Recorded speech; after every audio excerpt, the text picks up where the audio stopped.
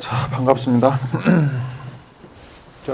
계속 지난주부터 철학이란 무엇인가에 대해서 고민하고 있어요. 여러분들이 이제 기억하셔야 될 게 철학이라고 하는 게 지난 시간에 얘기했던 것처럼 과학혁명 이후에 급격한 변동이 있었어요. 그 변동이라고 하는 게 더 이상 그 초월이든지 아니면 이제 전통 철학에서 이야기해왔던 어떤 형이상학적 주제들 이런 것들이 전부 다 제거되거나 소거되는 이런 방식으로 철학이 재편됐다라고 이야기를 할 수가 있어요. 그래서 철학이라고 하는 게 이제 이성 플러스 알파였는데 지금 이제 과학혁명 이후에 이성 다음에 플러스 알파라고 하는 것이 완전히 사라졌어요. 그래서 굉장히 철저하게 데카르트식처럼 뭔가 공리나 공존화 될 수 있는 어떤 이론들 또 그것들을 원용할 수 있는 뭔가 답이 만들어질 수 있는 이런 것들만 실질적으로 철학의 영역에 편입이 되고 그리고 그렇지 못한 것들, 답은 있는데 답을 해결할 수 없는 것들, 또 답이 애매모호한 것들, 자, 이런 것들은 철학에서 다 제거되는 이런 큰 변혁이 있었다라고 이야기를 할 수가 있어요. 그래서 여러분들이 이제 철학과에 들어와서 공부를 하지만 뭐 복수 전공하거나 아니면 이제 일반 선택으로 들어온 사람도 있지만 철학이라고 하는 게 특별히 일반 자연과학과 비교해 봤을 때 큰 차이점이 없다라고 하는 것들을 많이 느끼게 될 거예요. 특별히 이제 전폭 철학과도 마찬가지고 우리가 영미 철학이라고 하는 영미 분석 철학이라고 하면 대부분 다 이제 논리적 사고, 뭐 추론적 사고, 또 비판적 사고 이제 이런 이야기를 하면서 뭔가 그 헛소리 하는 거에 대해서 경계를 해요.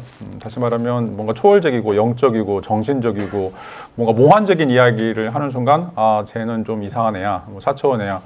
철학의 출발점 자체가 지금 4차원을 꿈꾸는 학문인데 철학 내부에서 그런 4차원적인 생각들이 제거되는 이런 일들이 일어나고 있다는 거죠. 그래서 이런 것들을 이제 고민해 봤을 때 과연 이제 철학이라고 하는 것이 어떤 방식으로 진행돼야 되는가라고 하는 이제 고민들이 여러분들이 이제 첫 시간 동안 우리가 고민하는 그런 문제들이요. 물론 우리가 그 과학혁명 이전으로 돌아갈 수가 없어요. 과학혁명이라고 하는 게 이제 워낙 강한 충격들을 우리에게 던지고 있고 또 과학혁명이 수행하고 있는 그런 성과들이 놀라울 만큼 발전돼 있어요. 그래서 그것을 우리가 다 버리고 과학혁명 이전으로 다시 말하면 1543년 이전으로 돌아가서 뭐 우리가 고대 그리스 사람들처럼 생각하거나 중세인들처럼 생각하는 것은 거의 불가능해요. 그러니까 불가능하다는 이유는 그렇게 생각할 수 있는 거리들이 우리에게 완전히 사라져 버렸어요. 다시 말하면 과학혁명이 1543년 이후부터 거의 한 400년 동안 진행되었는데 이 400년 동안 진행되는 속도라든지 아니면 질량이든 아니 그거 안에 있는 질적인 그런 어떤 변화들이 너무 강력하기 때문에 우리가 생각하는 어떤 3,500년의 역사가 그냥 단숨에 사라져 버렸어요. 이거를 이제 우리가 복귀할 수도 없고 그냥 막연하게 그런 어떤 생각들을 가지고 있을 뿐이지 과연 고대인들이 어떤 생각을 했을까라고 하는 것들 우리가 추측해낼 수가 없어요. 뭐 여러분 이제 지난 시간에도 얘기했던 것처럼 난지도에서 쓰레기를 찾다가 서울대 고고인류학과에서 70년대 또는 60년대 사람들이 뭐 먹고 살았을까 주식을 찾아봐라고 했더니 전부 다 찾았던 게 라면 봉지였어요. 그러면 이제 사람들이 다 라면만 먹고 살았을까? 또 지금 이제 우리나라 사람들이 먹고 있는 주식들 중에 제일 많이 나오는 주식들이 뭐냐면 닭뼈예요, 닭뼈. 만약에 이제 100년 뒤에 우리의 이제 미래 후손들이 지금 이제 2025년에 사람들이 제일 많이 먹었던 걸 뭘까 이렇게 고민하면 이제 나오는 것들이 다 닭뼈니까 이런 사람들 맨날 닭만 잡아먹겠구나. 근데 그게 사실과 부합하지 않죠. 마찬가지로 우리가 이제 고대나 중세에 대해서 그걸 떠올릴 수 없는 이유는 남아있는 사료들이 너무 제한적이고 그 사료라고 하는 것들을 해석하는 것들이 너무 제한적이기 때문에 우리가 이제 떠올릴 수 없어요. 그럼에도 불구하고 철학이라고 하는 것이 그런 단순하게 과학의 신 또는 과학적인 것만 가지고는 설명할 수 없는 요소들을 계속해서 우리가 다루어왔었는데 이것들이 이제 왜 사라졌을까? 그리고 이제 이 사라진 것들에 대해서 우리가 어떤 방식으로 다시 복귀할 수 있을까? 이게 이제 서양 고대 철학의 목적이에요. 왜 우리가 굳이 지금 2,500년 전의 역사 또 그때 당시에 활동했던 인물들을 우리가 살펴봐야 되는가? 지금 이제 과학혁명 이후에 과학적 성과들만 생각해 보면 그런 걸 우리 공부할 필요가 없어요. 우리가 지금 먹고 살기도 바쁜데 왜 2,500년 전 사람들, 그 원시인들이 생각했던 걸 우리가 끄집어내야 되는가라고 하는 문제인데 가장 중요한 문제는 아까도 얘기했던 것처럼 지금 우리가 생각할 수 없었던 그런 사유들을 하고 있다는 것이고 그런 어떤 사유들을 통해서 지금 우리가 당면하고 있는 그런 문제들에 대해서 새로운 솔루션 또 새로운 옵션들을 개발할 수 있다라고 하는 그 지점이에요. 그래서 물론 여러분들이 이제 그 과학적인 설명 방식이라든지 과학적인 추론 방식, 뭐 베이지주의라든지 논리적인 사고 이런 게 굉장히 중요해요. 이거 없애자는 얘기가 아니에요. 그렇지만 그거로 풀 수 없는 문제들이 굉장히 많이 있고 과연 이제 그런 문제들을 우리가 어떻게 접근해야 되는지 지금 계속해서 지금 몇몇 에피소드들을 이야기하면서 그런 문제들이 철학에서 굉장히 중요한 역할들을 해왔고 또 앞으로도 그런 문제들이 사라지지 않는다라고 라고 하는 이야기를 좀 드리고 싶어요. 그래서 뭐 여러분들 중에 이제 뭐 여기에서도 왜 이런 걸 공부해야 되는지, 이런 게 뭐가 의미가 있는지, 뭐 이런 것에 대해서 고민할 수 있겠죠. 근데 이제 만약에 정말 이제 철학과가 지금 과학혁명 이후에 그런 방식으로 공부한다면 여러분 철학과 수업을 들을 필요가 없어요. 그냥 수학을 열심히 공부하는 게 낫고, 통계학 공부하는 게 훨씬 낫고, 그럼 뭐 법학 적성 시험 이러고 공부하는 게 훨씬 나아요. 철학과에서 배울 수 있는 게 그것밖에 없다라고 생각하면 철학과 들을 필요가 없는 거죠. 근데 이제 계속해서 이야기하지만 그런 전통도 있는 것 마찬가지로 이제 우리가 이제 낭만주의라고 이제 뒤에 가서 이야기할 텐데 낭만주의적 전통이 또 있어요. 이 낭만주의 전통은 어떻게 보면 이제 신비, 초월, 영적인 거, 정신적인 거 이런 것들을 설명하는 어떤 이제 이론들인데 이게 이제 우리가 보통 대륙 철학이라고 이야기하는 프랑스나 독일에서 발달한 철학들이고 지금 이제 대부분 철학의 새로운 사조들을 만들어내는 애들은 유럽 애들이에요. 유럽 철학들이에요. 미국에서는 여러분 생각해 보세요. 미국에서 나온 철학자들 유명한 철학자들이 없어요. 다 그냥 있는 이론들을 그냥 편집하는 것 뿐이지 새로운 이론을 던지는 애들은 전부 다 유럽 출신들이에요. 유럽 출신 애들이 고민하는 것도 뭐냐면 정신현상이라는 거죠. 그래서 걔네들 이제 정신과학이라고 이제 이야기하는데 정신과학, 사회과학, 이거는 이제 자연과학 완전히 달라요. 왜냐하면 사회는 하나의 이제 유기체로 보고 있고 또 정신이라고 하는 건 우리가 알고 있는 그 신체와는 다른 형태의 뭔가 이상한 일들을 벌이고 있는 헤게모니를 보여주고 있는데 그런 것들이 이제 무엇인가에 대한 논의죠. 과학자 입장에서 보면 이게 그냥 불쉿, 개소리다, 뚱딴지 같은 소리라고 들릴 수도 있어. 근데 문제는 뭐냐면 왜 이런 뚱딴지 같은 소리를 2500년 넘게, 3000년 넘게 최고의 엘리트들, 그 당시에 최고의 엘리트들, 지금도 최고의 엘리트들이 고민하냐 이거예요. 그리고 여러분들도 다 고민하고 있어요. 이런 문제들. 뭔가 명확하게 설명할 수 있는 것처럼 보이지만 실제로 그 안을 한 발자국 들어가게 되면 그런 문제들을 전혀 풀 수 없는 그냥 너무 이상한 그런 어떤 현상들이 이제 벌어진다라고 이제 이야기를 할 수가 있어요. 자, 오늘 또 이제 그 중에 하나인데, 특별히 이제 과학에서 다루고 있는 영역 중에서 우리가 이제 관찰, 지각, 이것들이 과연 이제, 우리가 원하는 방식대로 성립이 되는 것인가, 아니면 이것도 이제 미스터리인가라고 하는 것들을 좀 살펴보도록 하죠. 특별히 이제 참여우주론, 또 이제 우리가 지난 시간 다뤘던 이제 바이오센트리즘, 이런 것도 이제 미국에서 특별히 이제 1980년도 이후에 또는 2000년도에 이제 등장하는 새로운 이론이라고 이야기할 수가 있어요. 자, 우리가 이제 뭔가를 본다라고 할 때, 그 본다라고 하는 것이 과연 명증한 것인가, 클리어한 것인가. 왜냐하면 이제 모든 과학적인 사실들은 관찰에 기반하고 있고, 이 관찰을 통해서 그 이론들을 성립하고 있고, 그 이론들을 다시 이제 적용하면서 어떻게 보면 이제 세계에 대한 원리나 원칙 또는 이제 법칙들을 이제 만들어내고 있는데, 만약에 우리 관찰이라고 하는 것 자체가 신빙성이 없다. 이 관찰이라고 하는 것이 굉장히 주관적이고 자의적이고, 어떻게 보면 자, 이것을 객관적으로 우리가 이야기하기에 굉장히 애매모호한 것이다 라고 이야기할 때 과학의 성립 자체가 안 되는 거죠. 아니면 과학은 굉장히 임시적이거나 아니면 잠정적인 수준에서 이야기해야 된다라고 이제 이야기를 할 수가 있어요. 자, 그러면 이제 우리가 본다라고 하는 현상들이 어떻게 이루어지는지 한번 좀 생각을 해보죠. 실질적으로 우리가 본다라고 하는 것은 자, 지구에서 떨어져 있는 1억 5천만 킬로 떨어져 있는 태양에서 방출된 빛이 자, 날아와서 한 8분 정도 걸리죠. 날아와서 지구에 도착해서 우리 눈까지 오는 현상이 일단 그 시각의 가장 첫 번째 단계라고 이야기할 수 있고, 자, 그 태양 빛이라고 하는 것의 구성 요소인 이제 구성 요소죠. 광자가 빛덩어리라는 건데 그 광자가 우리 망막을 자극하게 되면 자, 우리의 뇌 속에서 다양한 형태의 이제 현상들이 일어나죠. 시각 피질에서 원주 세포들이 반응해가지고 우리 안에 어떤 현상들, 이미지들을 이제 만들어 나간다라고 이제 이야기를 할 수가 있어요.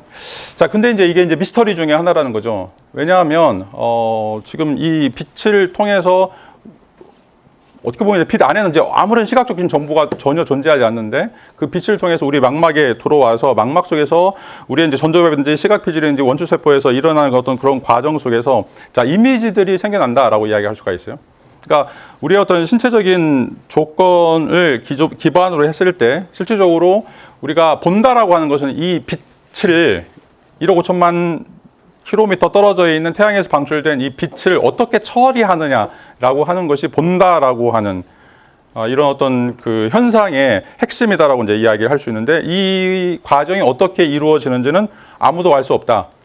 뭐 어떻게 보면 그걸 설명할 수 있는 과학적인 근거들이 이제 전혀 없다. 자, 그런데 우리는 그 빛덩어리를 보면서 실질적으로 구름, 산, 나무, 책상, 뭐 교실 이런 것들을 우리가 떠올리게 된다라고 이야기하면 하고 있는데 과연 이제 그게 어떻게 발생되는 것인가? 그리고 그게 진짜 있는가라고 하는 이제 물음을 던져볼 수 있죠. 자, 왜냐하면 이제 한 세 가지 정도로 생각을 해볼 수 있죠.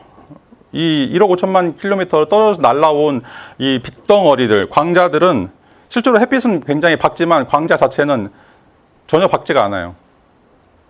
여러분 생각해 보세요. 원자나 소립자들은 자, 어떤 구체적인 정보들을 전혀 가지고 있지 않기 때문에 실질적으로 이것을 빛이다라고 이야기하지만 빛을 구성하고 있는 빛의 구성 요소들은 빛이 아닌 거죠. 자, 두 번째. 자, 이게 이제 우리 뇌에 도달하게 됐을 때 뇌에도 아무런 빛이 없어요. 뇌에는 시커먼 거죠. 뭐 여기 책에서 이야기하는 것처럼 우리 뇌라고 하는 것은 오트밀처럼 여러 가지 액체로 구성이 되어 있고 그 안에 전자기적 신호가 왔다 갔다 하고 있는 이런 하나의 덩어리, 단백질 덩어리다라고 이야기를 할 수가 있어요. 자, 그 안에도 이미지가 전혀 없어요. 자, 근데 이 두 가지가 전혀 밝지 않은 광자하고 자, 우리 뇌 속에 들어있는 끈적끈적한 액체, 오트밀처럼 끈적끈적한 액체가 서로 만나게 됐을 때 자, 우리 내부에서 사진이라든지 그림들이 만들어지게 되죠. 지금 우리가 보고 있는 모든 현상들이 지금 우리 머릿속에서 벌어지고 있는 전자기적 신호라고 이야기를 할 수가 있어요. 자, 말이 안 되죠. 자, 광자 자체도 그림이나 그림자나 이미지가 전혀 없고 우리 뇌 속에도 전혀 그림자나 이미지가 없는데 자, 이 두 개가 만나게 되면 우리 머릿속에 지금 너무 생생한 이런 어떤 교실이라든지 아니면 3차원 공간이 생겨나는 이런 신비가 일어난다는 거죠. 왜 이렇게 생기는가라고 하는 것을 아무도 알 수 없다라고 이야기를 할 수가 있어요.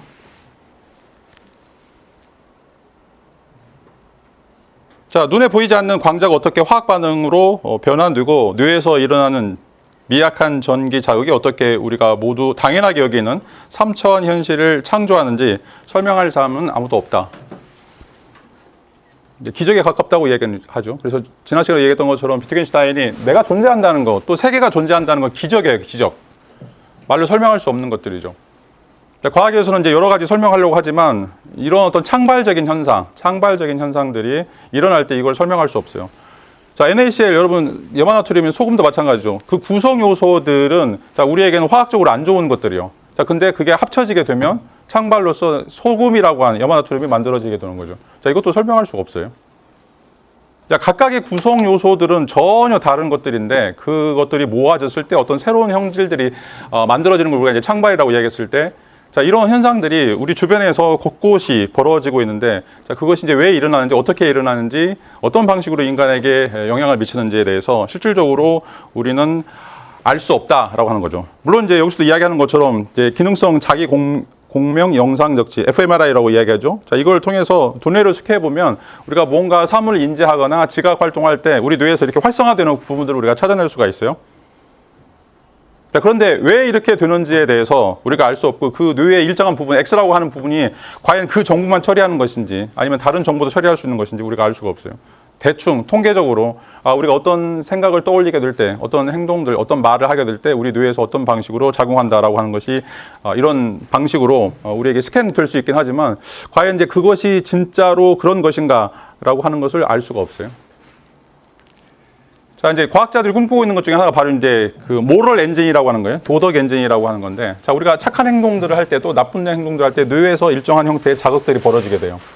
자, 그래서 과학자들이 역으로 생각하는 것이 만약에 우리가 착한 이야기를 할 때 뇌의 X라고 하는 부분에서 활성화되면 만약에 거기에다가 우리가 자극을 주게 되면 이 사람이 계속해서 착한 말만 하고 만약에 어떤 사람이 누군가를 살인하거나 누군가에 거짓말할 때 또 Y라고 하는 부분이 활성화가 돼가지고 그 사람이 나쁜 말을 하거나 다른 사람을 죽인다고 그러면 그 부분만 제거해버리면 실제로 이 사람이 착한 행동만 할 거다라고 예상했죠. 그래서 그런 뇌를 만들어 보자고 하는 게 모럴 엔진이에요.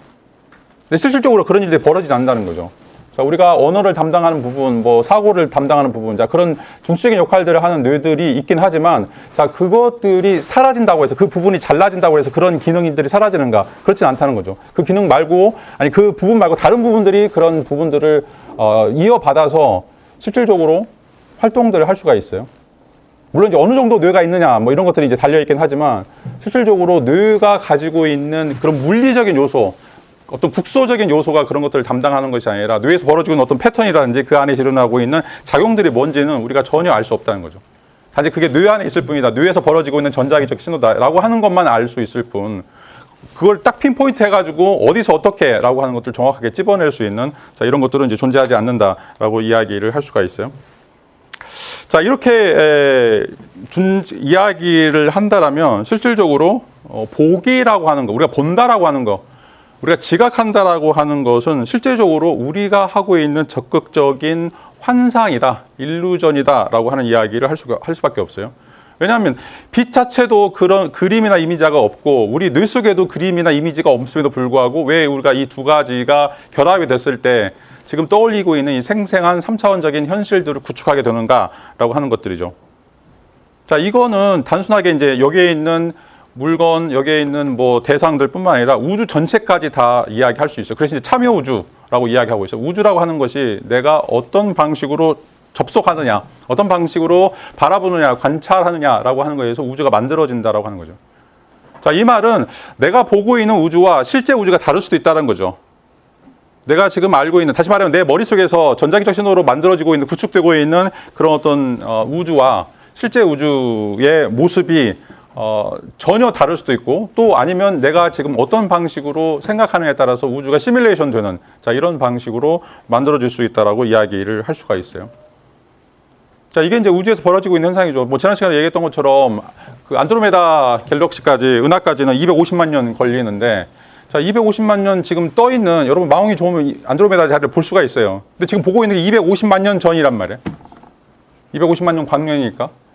자, 이제 그런 것들을 보면서 지금 시간이라고 하는 게, 저건 지금 과거이고 내가 지금 보고 있는 건 나의 현재인데, 지금 어떤 시간이 절대적인 시간이고 어떤 시간이 이 두 가지를 통합할 수 있는 시간인가, 우리가 헷갈려지기 시작해요. 자, 지구에서도 마찬가지. 여러분 이제 지금 이제 미국은 아직 미국은 이제 미래가 되겠죠. 아니, 이제 과거인가? 나도 헷갈리네. 지금 이제 여러분들이 시차에 따라서 생각을 해보면, 우리가 지금 해가 뜨고 있기 때문에 우리가 지금 현재 지금 시작하고 있는데, 이게 이제 뒤로 밀려 나가면서, 자, 과거, 현재, 미래라고 하는 것들이 여러분이 시계 보면 딱 떠요. 그래서 어제 몇 시. 자, 이런 것들이 지금 우리가 살고 있는 현실이죠. 근데 이제 이런 현실이 과연 진짜인가, 아니면 우리가 어떤 방식으로 이해하는 것인가에 따라서 달라진다라고 하는 것이 바로 이제 참여 우주에서 이야기하고 있는 새로운 형태의 세계관이다라고 이제 이야기를 할 수가 있어요. 그러니까 우리가 이제 본다라고 하는 거, 우리가 안다라고 하는 것이 실제적으로는 우리가 만들어내고 있는 조작에 불과한다라고 이제 이야기를 할 수 있죠. 자, 이걸 이제 63년도 노벨 생리의학상 수상자인 존 에클레스가 이런 이야기를 하고 있어요. 자연계에는 색이 존재하지 않습니다. 소리도 존재하지 않습니다. 질감, 패턴, 아름다운 향기 같은 것도 없습니다. 여러분이 이 사실을 하루라도 빨리 깨닫기를 바랍니다. 라고 이야기해요.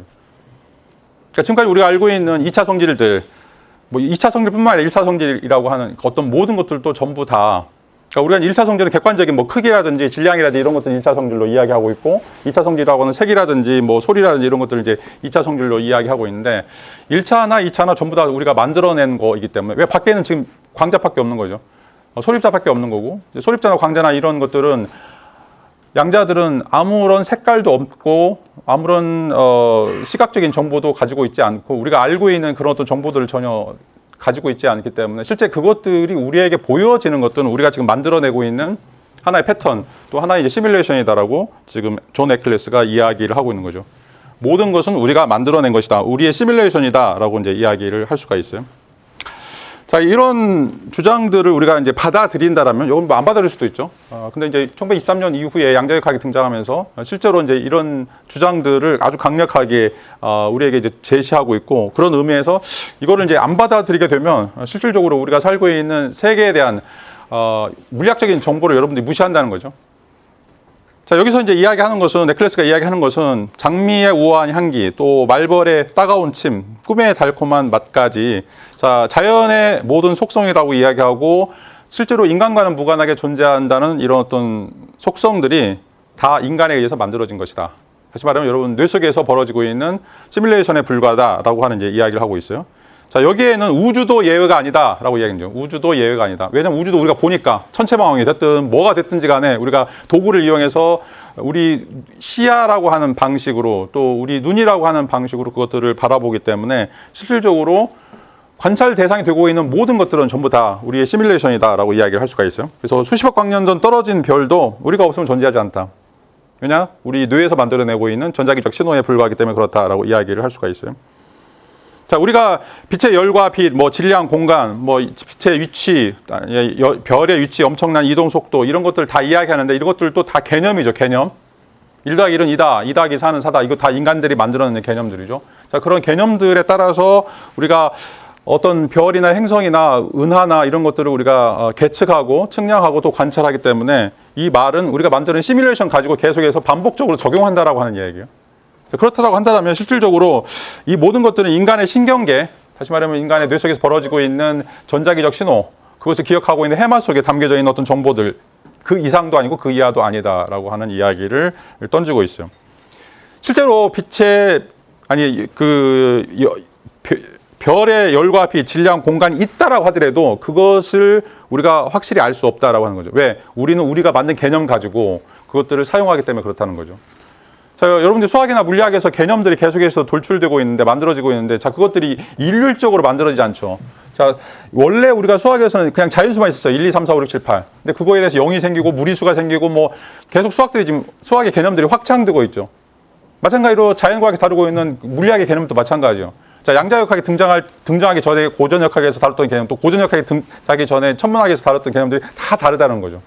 우리가 필요에 의해서 이런 어떤 개념들을 이제 만들어내게 되는데, 과연 이것이 객관적으로 존재하는가? 에클레스에 따르면 그게 아니라는 거죠. 이게 다 인간들이 만들어낸 것들이고, 우리가 관측이나 관찰을 편의하게 하기 위해서 우리가 만들어낸 하나의 시뮬레이션, 가상세계에 불과하다라고 이야기할 수가 있어요. 자, 이런 의미에서 이것이 잠정적이고 임의적인 것이지 절대로 그런 것처럼 우리가 생각하는 그런 어떤 시뮬레이션처럼 우주가 그렇게 똑같이 존재한다라고 하는 것을 우리가 알 수 없죠. 자, 그러기 위해서는 우리가 이제 신이 되거나 아니면 천사적인 관점을 가져야 되죠. 지난 시간에 얘기했던 것처럼 우리는 우물 안에 있으면서 절대 자기가 우물 안에 있다는 걸 알 수가 없어요. 우물 밖에 나갈 수 있는 방도가 없기 때문에. 자, 이런 의미에서 인간들이 알고 있는 다양한 형태의 삶의 세계, 우주 이런 모든 것들은 다 시뮬레이션에 불과하다라고 이제 이야기를 할 수가 있어요. 근데 이제 기적이라고 생각할 수 있는 게 뭐냐면 이런 것들을 우리가 창조하고 있는데 어떻게 창조하고 있는지 우리는 알 수 없다라고 하는 것들이죠. 우리 머릿속에서 다양한 형태의 신경 작용을 통해서, 뇌의 작용을 통해서 이런 일들을 막 어마어마한 일들을 다 하고 있는데 이것들이 어떻게 일어나는지 너무 빠른 속도로 너무 정교하게 이루어져 가고 있기 때문에 우리가 그것을 반추해서 반성할 수 없다, 생각할 수 없다라고 하는 것들이죠. 자, 우리가 또 이걸 하려고 노력하지도 않는다. 근데 우리 내부에서 이게 자동적으로 이루어진다라고 이야기를 할 수 있죠. 첫 시간에 얘기했던 것처럼 우리가 벤자민 리벳 실험 1983년도에 자유의지가 있다.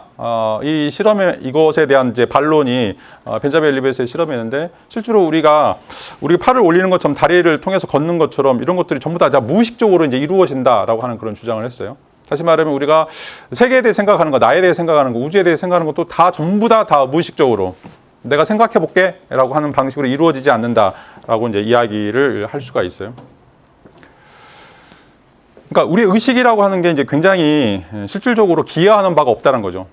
우리가 계몽주의에서 모든 진리를 판별할 수 있는 것은 코기토, 나는 생각한다라는 것이고, 코기토라는 것은 뭔가 참이고 뭔가 그릇되는 것을 우리가 알 수 있는 그런 원천적인 능력, 이걸 이제 본유관념이라고 얘기하죠. 데카르트에 따르면 그것들을 가지고 태어났다. 그래서 우리는 모두 다 참과 거짓을 구분할 수 있는 판별자다라고 이제 이야기하는데, 그게 이제 프로이드의 무의식에 따르면 실질적으로 우리가 그런 이성을 탑재하고 있어서 아니면 그런 어떤 원천적인 능력을 가지고 있어 그런 것이 아니라, 자, 뭐 이드라든지 자아라든지 초의식, 무의식이라든지 아니면 이제 슈퍼에고라는 이런 내부에 있는 어떤 요소들에 의해서 그냥 자동으로 만들어지는 거라고 이야기를 할 수가 있어요. 자, 이제 이 계몽주의 이론을 표준사회과학 이론이라고 얘기해요. 표준사회과학 이론. 표준사회과학 이론은 우리가 세계에 대해서 어떤 설명들을 하게 될 때 그런 것들을 갖고 있는 충분한 지적 능력이 있고 또 충분한 역량들이 있기 때문에 그런 어떤 과정들을 통해서 실질적으로 옳은 판단, 현명한 판단들을 내릴 수 있다라고 이야기하는데, 대부분의 사람들은 표준사회과학 이론이 틀렸다고 얘기해요. 왜냐하면 지금 이 순간에도 우리 눈 속에 또는 여러분 감각기관에 수십만 건의 정보들이 동시에 초당 입력되고 있어요. 그걸 여러분들이 뇌가 다 처리한다? 절대 불가능한 일이에요. 다시 말하면 우리 뇌 속에 뭔가 어떤 형태의 무의식적 메커니즘에서 그걸 자동적으로 모듈화시키는 것이지 우리가 일일이 판단한다? 그건 원천적으로 불가능한 이야기라고 이야기를 할 수가 있어요. 그래서 이제 계몽주의가 이야기하거나 과학적 사회에서 이야기하는 뭔가 인간이 이성적인 판단을 통해서 세계를 알아가고 세계에 대해서 판단을 내리고 또 세계를 이용한다라고 하는 것은 실질적으로 좀 너무 과장된 유행이다라고 이야기할 수 있죠. 왜냐하면 우리가 본다는 것 자체, 과학의 가장 기본적인 출발점인 관찰, 이 본다는 것 자체도 우리가 알 수 없는 그런 힘에 의해서 우리와는 전혀 무관한 방식으로 우리가 이 봄이라고 하는 것이 이루어진다라고 이제 이야기를 할 수가 있어요. 자, 그래서 이제 여기서 가장 이제 중요한 것은 우리를 에워싸고 있는 세상의 온갖 활동이라고 하는 것이 자, 인간과 관련돼 있다. 인간과 직접적인 관련이 되어 있고 인간이 어떤 방식으로 관계를 맺느냐에 따라서 자, 우주가 보여지는 현상, 우주에서 일어나고 있는 현상들이 전부 다 결정된다라고 이제 이야기를 하고 있어요. 자, 이 이야기를 어떤 사람들이 했느냐? 자, 3,500년 전에 인도의 철학자들이 이야기하고 있어요. 아함 브라마스미라고 이야기하는데 내가 우주다라고 하는 얘기예요. 내가 우주다. I am universe.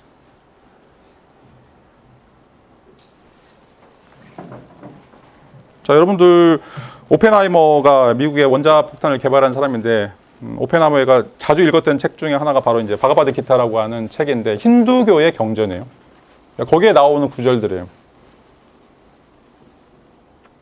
자, 우주라고 하는 것이 우리의 마음, 우리의 의식과 연결이 되어 있고 그래서 우리가 어떤 방식으로 바라보는가, 어떤 방식으로 생각하는가라고 하는 거에 의해서 우주가 변환되고 우주가 생성되고 우주가 존재한다라고 이제 이야기를 하고 있죠.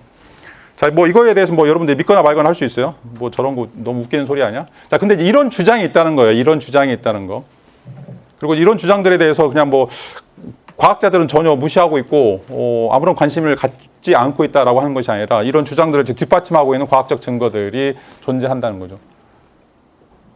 여러분, 근데 뭐 놀라운 사실 중에 하나가 지금 이제 노벨상이 한 3,000 몇 건 정도 지금 수여가 됐을 거예요. 미국 같은 경우는 지금 498명인가 정도인데, 자, 노벨 물리학상, 노벨 화학상의 90%가 신을 믿어요, 신을. 자, 물론 이게 이제 기독교의 신을 이야기하지는 않아요. 왜냐하면 세계를 설명하려면 뭔가 조화라든지 질서라든지 비례, 대칭, 균형, 일치 이 수학적인 원리를 설명하기 위해서는 이게 그냥 무작위로 되었다, 우연적으로 이루어졌다고 하기에는 너무 완벽한 체계를 보여주고 있기 때문에 뭔가 신적인 존재, 뭐 그게 이제 지적 생명체가 됐든 뭐 우주인이 됐든 뭐가 있든지 간에 우리가 인간을 넘어서는 어떤 이런 조직화시키는 어떤 것이 있을 것이다라고 이제 예측하는 거죠. 아인슈타인도 이제 마찬가지로 아인슈타인도 우주 종교라고 하는 이야기를 하고 있어요. 우주 종교라고 얘기하면서 불교에 굉장히 깊은 관심을 이제 보이고 있고. 자, 이론 물리학자들이 또는 이론 화학자들이 이제 왜 그런 어떤 종교적인, 물론 이제 그 사람들이 뭐 크리스찬이거나 아니면 부디스트거나 이제 이런 사람하고는 전혀 무관한데 개인적인 종교는 전혀 없어요. 그럼에도 불구하고 우주를 탐사하다 보고 우주를 공부하다 보면 뭔가 말할 수 없는 거, 초월적인 어떤 것들이 존재한다라고 하는 거죠. 인간의 지적인 능력 가지고는 설명할 수 없는 어떤 요소들이 반드시 있다라고 하는 것들이죠. 여러분들이 그 무시하든 뭐 그거에 대해서 넌센스라고 생각하든 여러분 자유이긴 하지만 실제로 우리가 설명할 수 없는, 그래서 비트겐슈타인 이야기는 말할 수 없는 것들, 말할 수 있는 것들이 있고 말할 수 없는 것들이 이제 있다라고 하는 것이. 근데 그 말할 수 없는 것들에 대해서 자꾸 이제 자연과학적인 방식으로 접근하는 거. 자, 그걸 수치화시키고 계량화시키고 그것들을 뭔가 수학적인 방정식으로 설명하려고 하는 그런 시도에 대해서 비트겐슈타인은 침묵하라라고 얘기해요. 물리철학 농부에서 가장 마지막 7번 명제에서 말할 수 없는 거에 대해서는 침묵하라. 더 이상 자연과학적으로 설명할 수 없는 것들이 있기 때문에 그거를 받아들이고 그것에 따라서 삶을 살라라고 이제 이야기를 하고 있지, 그거를 자연과학으로 방정식으로 수치로 풀어라라고 하는 이야기를 하고 있지 않다는 거죠. 대부분의 이제 그 철학자들이 이제 일치하는 그런 어떤 그런 세계가 존재한다는 것들이죠. 자, 그래서 실질적으로 우리가 살고 있는 세계는 이런 어떤 미스터리가 있다라고 하는 것이고, 이제 그 미스터리라고 하는 것을 우리가 참여 우주 또는 이제 의식하는 우주다라고 이제 이야기를 하고 있어요. 저게 이제 소개되는 책처럼, 자, 뭐 미너스 카파토스, 뭐 로버트 나도 이런 상품만 아니라 지금 뭐 국내에 이제 출간된 책만 한 23종, 24종 정도 돼요. 참여 우주 또 바이오센트리즘이라고 이야기하는 것들. 그러니까 이제 우주가 뭐 어떤 사람들은 이제 유물론적인 물리적인 방식으로 구성되어 있다. 뭐 다양한 형태의 이제 과학적인 사유들에서 이야기하는 것들뿐만 아니라 우주라고 하는 것이 어떻게 보면 자, 인간과 관련돼서 인간과 서로 상호작용하면서 실질적으로 우주라고 하는 것이 전개되는 것이다라고 하는 이제 주장들이 있다는 거죠. 자, 이걸 우리가 이제 의식 있는 우주 또는 이제 인간적 우주다라고 이야기할 수가 있어요. 왜냐하면 인간이 개입돼서 우주가 바뀔 수 있기 때문에. 자, 그리고 이제 아까도 얘기했던 것처럼 2차 성질이라고 하는 모양, 색깔, 소리, 감촉 이런 모든 것들이 전부 다 우리가 존재하지 않으면, 인간이 존재하지 않으면 절대로 존재하지 않는 거라고 하는 걸 여러분 기억할 필요가 있어요. 색도 마찬가지고 소리도 마찬가지고, 뭐 지난 시간에도 얘기했던 것처럼 빛의 반사율을 가지고 이제 색이라고 이야기하는 사람들이 있어요. 물리적인 측면에서. 자, 근데 이제 빛이 아무리 반사율이 뭐 이렇게 된다 저렇게 된다고 하더라도 빛에서 나오고 있는 파장이 400나노미터에서 700나노미터 사이인데 우리가 이제 이걸 가시광선이라고 이야기할 수가 있어요. 근데 우리가 700나노미터는 우리는 빨간색으로 해석을 해요. 그리고 400나노미터는 보라색으로 해석하게 되고. 그러니까 인간이 해석하는 이 원추세포가 없으면 우리가 이제 RGB라고 하는 인간에게 원추세포의 세 가지 색을 구분할 수 있는 능력들을 가지고 있는데, 자, 그 안에서 색들이 만들어지는 것이지, 자, 이 원추세포 밖에 있는 인간의 뇌세포 밖에 있는 거에서는 그냥 빛만 있는 거예요. 광자만 있는 거죠. 아까도 얘기했던 광자라고 하는 것은 실질적으로 밝지도 않는 거고 그 안에 시각적인 정보가 전혀 담아 있지 않다라고 하는 거예요. 소리도 마찬가지예요. 소리도 이제 파동인데, 파동이 공기라고 하는 매질을 통해서 우리 고막에 당도하게 되는데, 자, 그 고막에 당도하는 뭐 2000에서 2만 정도 이 파동이 있어야 우리가 의식을 할 수 있게 돼요. 자, 그것도 우리 뇌 속에서 해석하고 있는 도레미파 솔라시도 이것도 다 우리 뇌 속에서 해석하는 것이지, 실제로 밖에 있는 것은 그냥 공기의 파동에 불과하다는 거죠. 공기의 파동에. 어떤 물리적 사태가 일어났을 때 실제로는 인간이 없으면 파동에 불과한 것인데, 그게 소리로, 아름다운 소리로, 오페라로, 아리아로 뭔가 들리는 건 다 우리 뇌에서 해석하는 것이다 라고 이야기를 할 수 있죠. 자, 똑같은 700나노미터의 빛의 파장이라고 하는 것이 파충류에게는 회색으로 보여요. 또 어떤 다른 동물들, 다른 거에는 또 다른 걸 보이겠죠. 왜냐하면 우리하고 완전히 그 시각을 해석하는 정보가 다른 체계를 갖고 있는 유전자들이 있다라면 우리하고는 전혀 다른 세상을 보게 되겠죠. 우리는 절대로 적외선이나 자외선을 볼 수가 없어요. 근데 만약에 적외선이나 자외선을 볼 수 있는 그런 존재들이 있다라면 우리가 보고 있는 세계하고는 분명히 다를 거예요. 자, 이게 의식 있는 우주, 인간적 우주다라고 이야기를 할 수가 있어요. 우리가 지금 알고 있는 이런 모든 세계, 관측하고 있는 모든 세계는 다 우리 머릿속에서 만들어지는 시뮬레이션이다라고 하는 거죠. 그게 어떻게 이루어지는지는 또 알 수도 없다라고 하는 것들이죠. 자, 이런 의미에서 우리는 매트릭스 안에 살고 있다라고 하는 거죠. 매트릭스. 우리가 막 정말 리얼 세계라고 생각하지만 실질적으로 이건 우리 뇌 안에서 벌어지고 있는 매트릭스다라고 하는 거죠. 하나의 형식적인 체계인 것 뿐이에요. 우리는 그렇게 타고 태어났어요. 이제 이게 이제 아까도 얘기했던 것처럼 비트겐슈타인이 기적이라고 얘기하는 거죠. 왜 우리는 770 나노미터를 빨간색으로 해석하는 걸, 그걸 왜 타고 태어났는가라는 거죠. 파충류나 뱀은 그걸 회색으로 보는데 다른 것들은 또 다른 색으로 볼 건데 왜 우리는 그거를 오로지 빨간색으로만 해석하는 그런 존재로 태어났느냐. 이건 우리의 매트릭스 안에 갇혀있다라고 이야기할 수 있고, 이 현실이라고 하는 것도, 리얼리티라고 하는 것들도 이 매트릭스 안에 영향을 받고 있는 것이다 라고 이야기할 수가 있어요. 모든 것들이 다 우리가 가지고 태어나는 이 매트릭스 안에서 만들어지고 있는 시뮬레이션이다 라고 이제 이야기를 할 수가 있어요. 자, 그래서 우리가 뭐 과학에 대해서 별로 관심이 없다고 하더라도 여러분들 현실, 이 실제를 알고 싶어 할 거예요. 세상이란 무엇인가 라고 하는 것을 알고 싶어 하는데, 실제로 이 실제라고 하는 것은 여러분들이 만들어내는 세계다 라고 하는 거죠. 여러분들이 만들어내는, 또 내가 안에 있는 매트릭스 안에서 우리가 살고 있는 세계다 라고 이야기를 할 수가 있어요. 자, 뭐 두 가지 방식으로 우리가 세계에 대해서 접근할 수 있죠. 하나는 이제 지금 과학자들이 이야기하는 것처럼 우리는 광대한 우주 속에 있는 하나의 먼지에 불과하다. 먼지에 불과하죠. 우리가 첫 시간에 봤던 것처럼 우리의 몸을 구성하고 있는 수소, 탄소, 원자 이런 것들은 전부 다 빈 공간이죠. 99.9%가 다 허공이라고 이야기할 수가 있어요. 그러니까 우리 하나를, 그러니까 뭐 거기서 이야기했던 것처럼 너무 과장이긴 하지만 70억 인구들 다 모았을 때 그 사람들 가지고 있는 원자들을 다 모았을 때 사과도 안 든다. 하나의 사과도 안 들 정도로 정말 텅텅 비어 있다라고 이야기하고 있어요. 자, 이제 이게 이제 우리의 실제적인 물리적인 모습이요. 자, 그럼에도 불구하고 여러분들은 정말 여기에 아무것도 없다고 생각하는가? 아니죠. 내가 지금 살고 있는 거, 여러분 꼬집어 보세요. 이게 지금 생시인가 꿈인가 한번 확인을 해보세요. 어느 누구도 이게 꿈이라고 생각하지 않을 거예요. 근데 왜 이런 꿈이 아니라고 하는 이런 어떤 감각들이 생기는가? 실제로 우리는 먼지에 불구하고 이 세상은 전부 다 99.9%가 진공 상태임에도 불구하고 왜 우리는 이게 꿈이 아니라고 착각하는가? 이게 기적이에요. 왜 이런 메커니즘들이 만들어지는가라고 하는 거죠. 자, 여기서 이제 에클레스가 이야기하는 것처럼 우리는 의식적인 우주, 또 참여 우주를 가지고 있기 때문에 이런 것들이 발생한다라고 이야기를 하고 있어요. 더 이상 말을 못하는 거죠. 그것들이 이제 어떤 메커니즘에 의해서 어떤 방식으로 존재하는가라고 하는 것들을 알 수는 없지만, 자, 기본적으로 우리는 먼지 이상이 어떤 것이다. 다시 말하면 우리는 그 먼지 이상으로 세계를 창조해내는, 계속해서 시뮬레이션 할 수 있는 이런 어떤 적극적인 능력, 이런 것들을 현실에 구현할 수 있는 능력들을 가지고 있다라고 이제 이야기를 할 수가 있어요. 그래서 리얼리티라고 하는 것은 주어져 있는 것이 아니라 우리가 만들어가는 거다, 창조하는 것이다 라고 이야기를 할 수가 있어요. 자, 그래서 여러분들 모두 다 아티스트예요. 모두 다 아티스트. 여러분들 지금 무의식적이 됐든 아니면 의식적이 됐든 계속해서 지금 현실을 제깍 지금 만들어가고 있는 아티스트라고 이야기할 수가 있어요.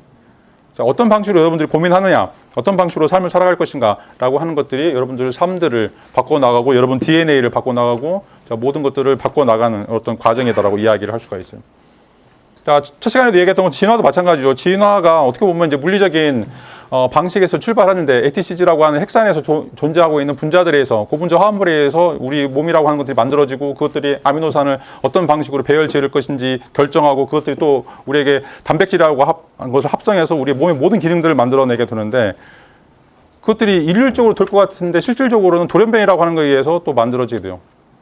이런 것들을 다 지워버리고 또 다른 형태로. 자, 이게 이제 단순하게 우연이라고 이제 이야기할 수도 있지만 뭔가 우리에게는 그렇게 자기 자신을 바꾸어 나갈 수 있는 시뮬레이션을 쓸 수 있는 어떤 원초적인 능력이 있다라고도 우리가 이야기할 수 있다는 거죠. 자, 그런 이야기들이 바로 이제 앞에서 했던 에클레스가 주장하고 있는 참여적인 우주다라고 이제 이야기를 할 수가 있어요. 자, 에클레스에 따르면 우리가 현실을 창조하는 어떤 통제실을 우리가 가지고 있다. 그리고 그 과정에서 우리는 매일 새로운 형태의 경험들을 하고 있다.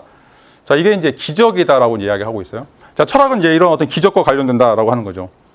단순하게 세계를 물리적인 법칙, 자, 그 안에 있는 뭐 4가지 힘이라든지 또 뭐 원자들의 어떤 요소들 이런 것들로 우리가 분석하는 것도 굉장히 중요한 일이긴 한데 실질적으로는 더 큰 그림을 그리고 있는 삶을 또는 현실을 구성하고 있는 우리의 우주, 우리 자신, 자, 이것들을 바라보는 거, 우리 자신에 대해서 이해하는 거, 어떻게 인간들은 이제 이런 방식으로 세계를, 우주를 만들어 가는가라고 하는 것들이 기적 중에 하나다라고 이제 이야기를 할 수가 있어요. 왜냐하면 우리가 어떤 방식으로 세계를 보느냐에 따라서 자, 자아관 또는 이제 세계관이라고 하는 것이 바뀌기 때문에 그렇다라고 이야기를 할 수가 있어요.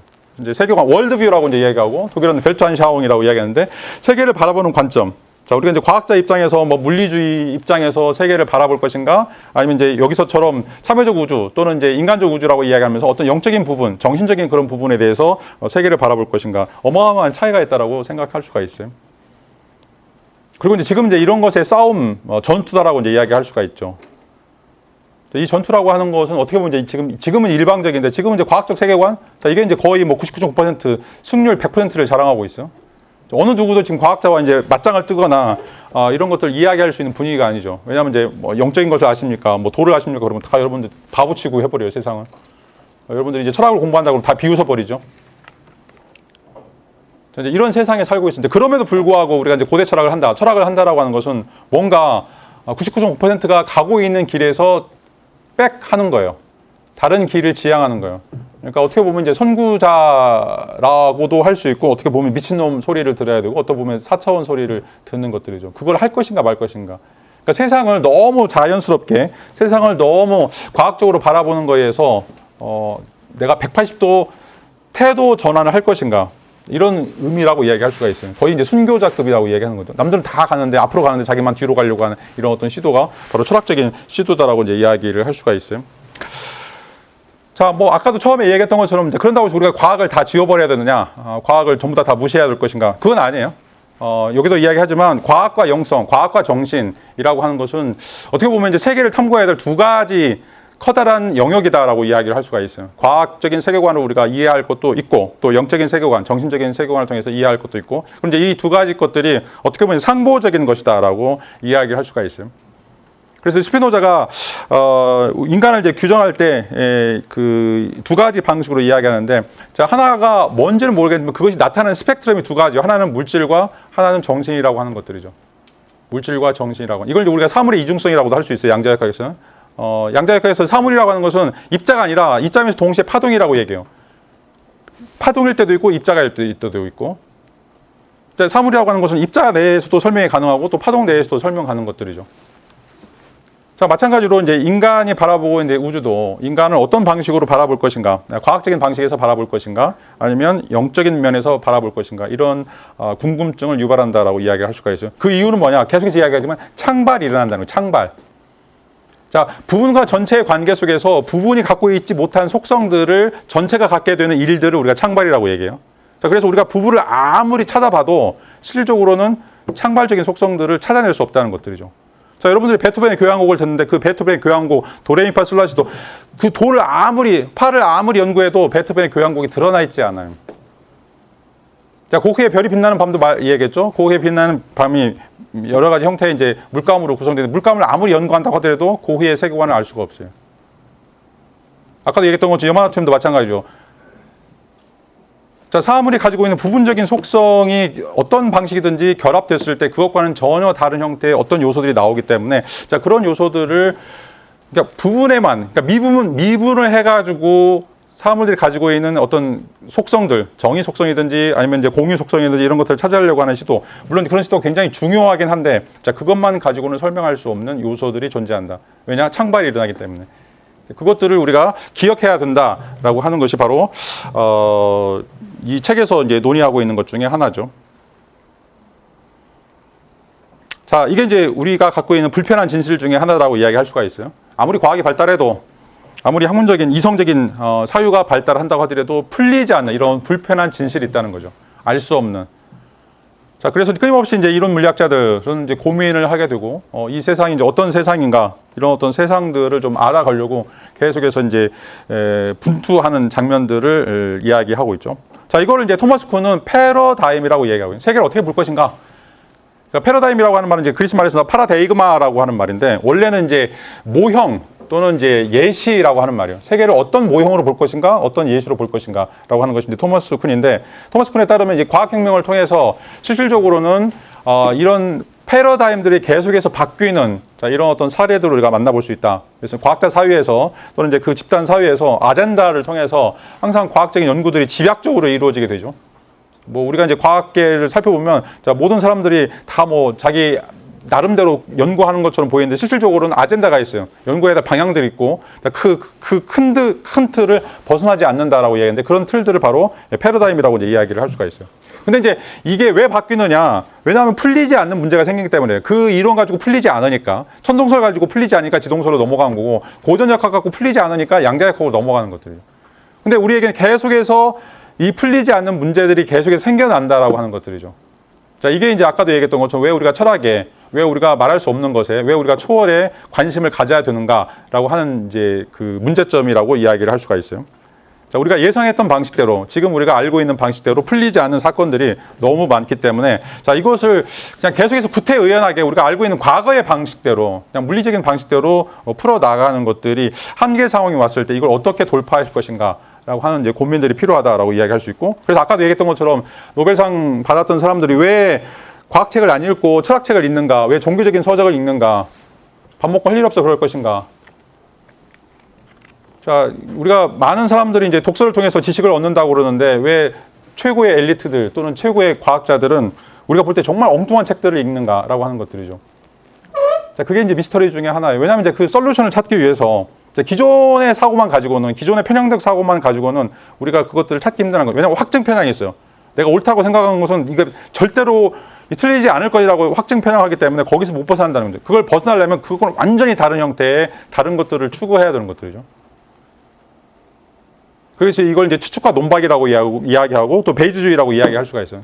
통계적으로 내가 알고 있는 것은 90이고 그 10 정도가 달라질 수 있다라고 하는 것들을 추구해보는 거죠. 나하고 정말 다른 생각들, 나하고 정말 결이 다른 것들을 찾아가는 이런 어떤 생각들이 바로 이제 이 패러다임의 전환이다라고 이야기를 할 수가 있어요. 자, 물론 이제 우리가 이렇게 패러다임 전환하고 뭐 영적인 것 또는 어떻게 정신적인 걸 이야기하면서 다시 기독교로 돌아가느냐, 다시 이제 원시 그 미신 또 3,500년 전 원시인들이 가지고 있던 또 기독교가 가지고 있던 것으로 돌아가는, 그건 또 아니에요. 자, 우리가 이제 아까도 얘기했던 것처럼 실질적으로 고대로 돌아가기에는 너무 이제 멀리 떠나왔다라고 이야기할 수가 있어요. 자, 옛날에는 뭐 하나님이 하늘나라에 있다고 생각하는데 지금은 망원경을 보면 하나님이 없어요. 아니면 이제 우리 내부에 있느냐, 우리 뭐 뇌물 아무리 이제 fMRI로 스캔해도 우리 안에 내부에 하나님이 없어요. 자, 이걸 이제 누구나 다 알아요. 초등학교 때부터 다 배우죠. 자, 근데 이제 이 신이 죽었음에도 불구하고, 니체가 신이 죽었다라고 선언함에도 불구하고 뭔가 신의 효과들은 있어요. 말로 설명할 수 없는 것들. 아까도 얘기했죠. 여러분들 자유의지가 있다고 해도 여러분들이 아무리 자유가 있어도 여러분 심장을 돌릴 수가 없어요. 여러분 머리 색깔을 바꿀 수도 없고. 자, 왜 이런 일들이 일어나는가? 뭔가 이제 신은 없지만 신의 역할들을 할 수 있는 신의 효과라고 하는 것들이 존재하기 때문에 그런 일들이 있는데, 자, 그런 것들을 어떻게 다가가야 될지에 대한 고민이 바로 철학의 출발점이다라고 이야기를 할 수가 있어요. 그래서 18세기 과학혁명 이후에 계몽주의에서 모든 걸 다 과학적으로 낙관적으로 설명했죠. 이 과학이 발달하면 사람들 다 계몽할 수 있고 사람들이 다 착해지는 사람들이 될 수 있고 그렇게 윤리하게든지 아니면 사람들을 정치하게든지 이런 어떤 과정들을 통해서 실질적으로 인간들을 교화할 수 있다, 계몽할 수 있다라고 하는 굉장히 낙관적인 생각을 가졌어요. 이게 뻥 터진 게 1차 대전, 2차 대전. 과학혁명을 통해서 개발했던 무기 갖고 뭐 했어요? 사람들 다 죽이는 작업을 했단 말이죠. 핵폭탄이 그 중에 하나였죠. 오펜하이머도 마찬가지고 다이너마이트도 노벨도 마찬가지고 과학적인 결과물들이 뭐였어요? 대량 살상 무기로 바뀌는 거예요. 그러니까 과학적인 지식이 굉장히 중립적이라고 생각하지만 과학적인 지식이 중립적인 걸 사용하는 사람들은 절대 중립적이지 않다는 거예요. 그걸 이용하는 사람들, 과학자들의 이론은 중립적이지만 과학자들 자체는 항상 편향성을 가지고 있어요. 자기 세계관이 있다는 거죠. 자기가 좋아하는 게 있고 자기 취미가 있고 자기가 우호하는 그런 어떤 대상들이 있다는 거죠. 자, 그거는 과학이 설명 못 한다는 거죠. 과학의 방정식으로 설명할 수 없다는 거죠. 자, 이게 어떻게 보면 이제 과학이 갖고 있는 역설이라고 이야기할 수가 있어요. 가장 좋은 건데 그 가장 좋은 게 실제로 인간에게는 가장 나쁜 것으로 둔갑할 수 있는.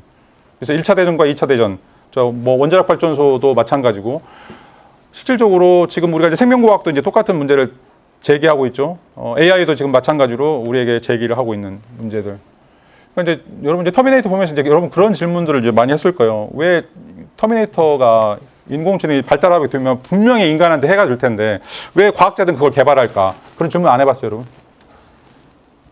자, 그게 공학윤리에서 다루고 있는 문제들 중에 하나인데, 자, 공학자들 뭔가 만들어서 이제 과학기술을 발전시키는데 크게 이바지했죠. 근데 그게 역으로 인간에게 가장 큰 해악이 될 수 있을 경우를 예상 못했을까요? 다 예상해도 그거를 계속해서 끌어가는 사람들이 과학자들이라고 이야기할 수가 있어요. 물론 이제 좋고 싫고를 떠나서 비판할 건 이제 다른 문제이긴 하지만 실제로 우리가 이성만 가지고 과학적 사고만 가지고는 세상을 살 수 없고 거기에 얽혀 있는 사회, 정치적인, 경제적인 그런 문제들, 자 이런 것들을 풀 때는 뭔가 다른 해법이 필요하다. 그게 바로 이제 철학의 출발점, 또 철학이 왜 여전히 쓸모가 있는가, 철학을 우리가 왜 가져가야 되는가라고 하는 문제라고 이야기할 수가 있어요. 다각적인 시각이 필요한 거죠. 과학 외부에서 과학을 바라볼 수 있는 자 이런 어떤 시각들이 이제 필요하다라고 이야기를 할 수가 있어요. 자 잠깐 쉬었다가 여러분 이제 발표 준비한 것들 발표하도록 하죠.